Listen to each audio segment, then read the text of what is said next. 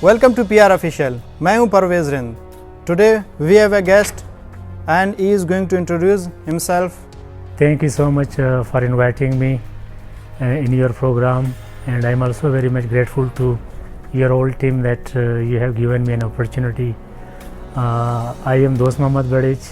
I am working at the Institute of Strategic Studies Islamabad as a research associate. I am also pursuing my PhD degree in IR from International Islamic University, Islamabad. I have been working on Indian foreign policy and the great power competition. As we know that it is said about the great, they are nowhere but they are everywhere. Nobody can see their great power because they are like it is like abstract. Nobody can see that, but everybody can feel them.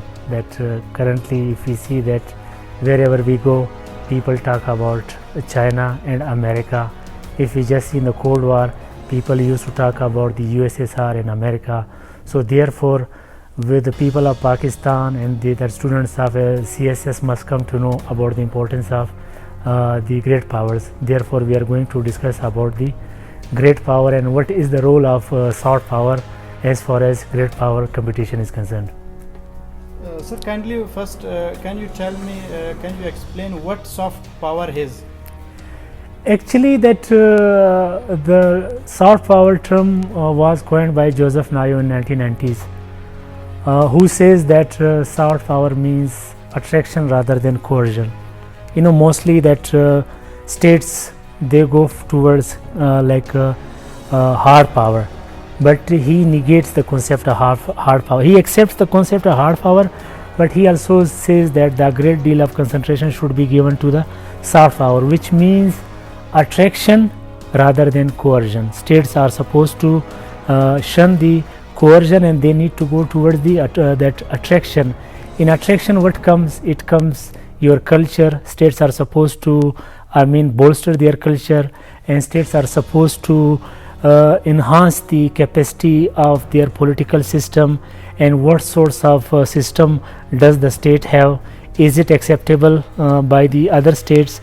Is it tangible in the prevailing era? So that your values are also very much important in soft power. If we just go back into the history, the concept of soft power, as far as the history is concerned, the Joseph Nye has replicated the concept of soft power from Sun Tzu. We know that he is a great strategist. He, in his book that the Art of War, says that the best strategy to win a war is to win a war against your enemy without triggering a war. It means that without waging a war, and that you are going to win a war. This is one of the best strategies. It indicates the soft power. He also says that the best strategy is to win the heart of the people. Okay, sir, can you tell me that why it is important in international politics? In international politics, that as it is said that state can never keep their all eggs in one basket. So states can never execute only hard power. For a state, it needs to have a military power, it needs to have a latent power, it needs to have a economic diplomacy, and it needs to have a soft power. Because soft power, the importance of soft power, particularly in prevailing era, has been increasing by leaps and bounds. So states just want to see the image of a country. In mostly when we see currently in the world, when there is a good democratic system country, that every state talks about its the function of democracy. When there is a culture, there are norms and values, and states are going to see them. So therefore, states are not going to only use latent and military power. These days, states are also going to capitalize the soft power. Do you see competition between USA and China in soft power domain? The competition of US and China has become a buzzword. When we see, newspaper, when we see media, everywhere there is a competition between US and China, whether it is a military power, that is a latent power, either that is a quadrilateral security dialogue, where the US is going to contain China, when in the same way there is a AUKUS, as a security pact which was signed between Australia, UK and US with the aim of containing China. Currently that the US withdrawal from Afghanistan, it is also the part of great power competition. So both states are going to go for enhancement of their soft power. I personally feel that without winning the race of soft power, China is not going to replace the US. If China is going to become a dominant player, China needs to have a ascendancy in soft power.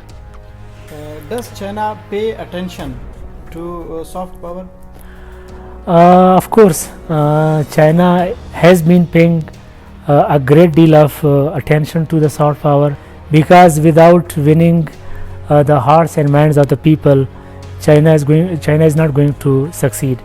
I personally feel that China has an advantage over the US as far as the soft power is concerned, because China is a civilization state. China has a 5,000 years history of a great civilization, and China has approximately 1.30 billion population, and China has resolved its all outstanding issues with its 14 neighboring countries, and China has reduced poverty, lifted the approximately 800 million of its population from poverty.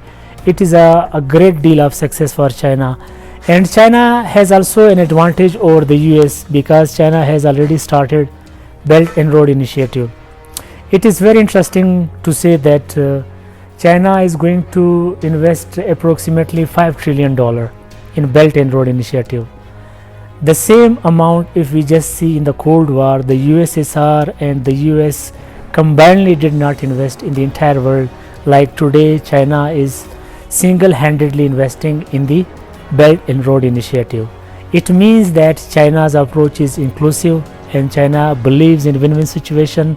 Most importantly, if we just see that Asian Infrastructure Investment Bank, China has given $50 billion. China's influence world, it is every nook and corner of the world. Most importantly, China is having trade with 120 countries.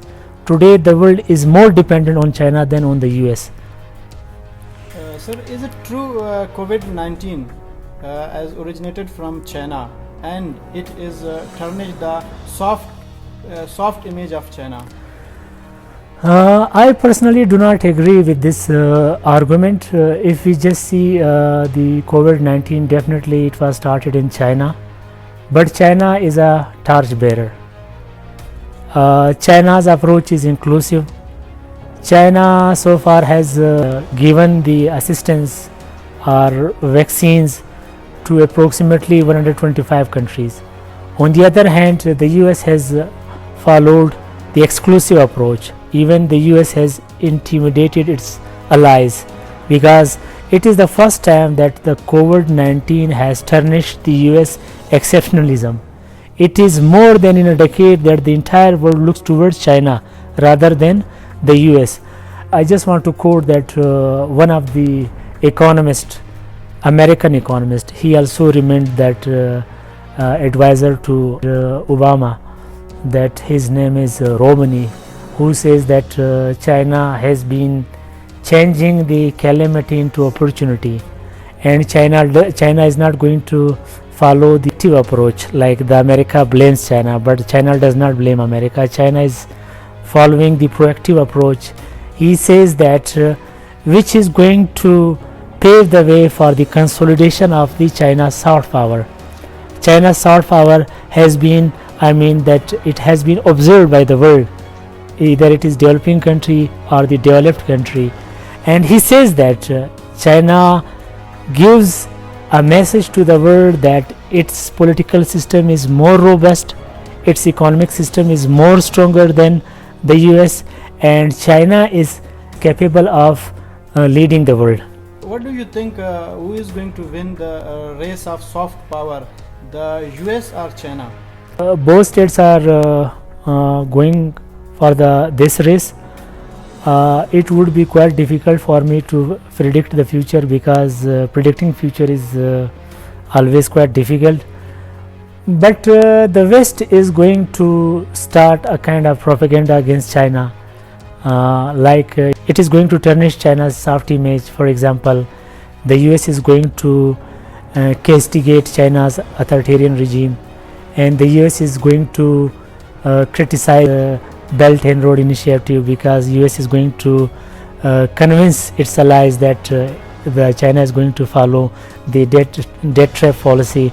So these additional assault will be there. On the other hand, in the last couple of years, China, I have talked earlier as well that its economic diplomacy, Belt and Road Initiative, win-win situation. On the other hand, China has been building universities in different part of the world. If I just want to give an example about China-Pakistan Studies Center, which is functional here at the Institute of Strategic Studies Islamabad, and China is going to support such think tanks, and China has in the last couple of years built more than 700 Confucius institutes in more than 134 countries. It means that China is going to make a headway in soft power. On the other hand, the US still is quite dominant as far as soft power is concerned. The tangible example is that the US invaded Afghanistan the US was in Afghanistan for 20 years. Nevertheless, when the US was withdrawing from Afghanistan, and the people of Afghanistan were interested to go to the US, because the US has good institutions, and the US has still good culture, and the US Hollywood industry is quite popular, and still there are more Chinese in America than the other part of the world, because if we just see the US is one of the best destinies for the Nobel laureates. I personally feel that I am more interested to go to the US. On the other hand, China was for the last couple of centuries, it was, I mean, to an extent it was intimidated by the external powers. Like before there was a Great British, then there was the Cold War rivalry, so China held internal problems. Now China is going to excel its ascendancy in soft power slowly and gradually. But to me it is a bit difficult. I cannot predict that who is going to win the soft power race, but there would be the tug of war between the US and China. Thank you so much. Welcome. You have explained very simply and beautifully what soft power is. Thank you so much for joining us. Welcome. For such a wonderful Welcome. interview.